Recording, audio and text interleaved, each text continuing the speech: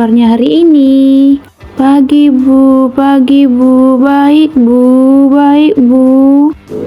Hari ini kita akan memulai pembelajaran kita berbasis proyek atau project based learning.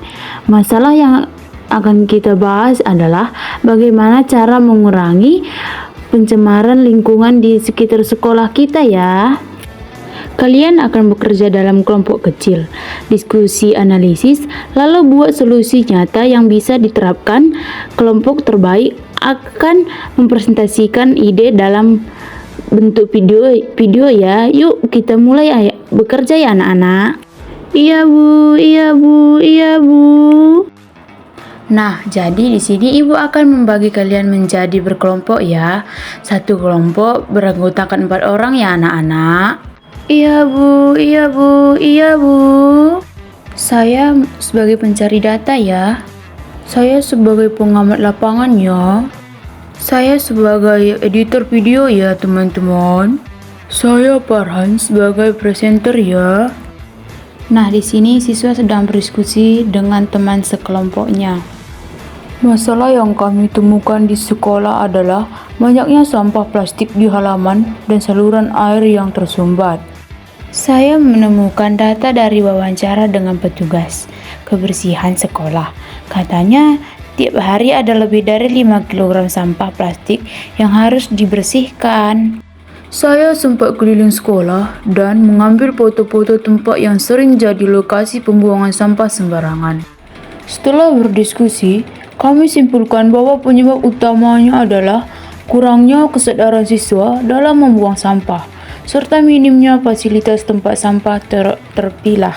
Solusi yang kami tawarkan adalah program aksi hijau sekolahku, yaitu yang pertama pemasangan tempat sampah terpilar, yaitu organik, anorganik, dan B3. Dan yang kedua ialah kampanye sadar lingkungan, yaitu membuat poster, video pendek, dan lomba kebersihan kelas.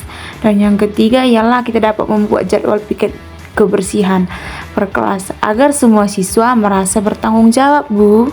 Solusi kami sederhana namun berdampak besar.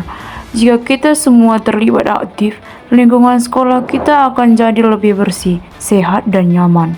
Ayo mulai dari diri kita sendiri untuk mengurangi pencemaran lingkungan.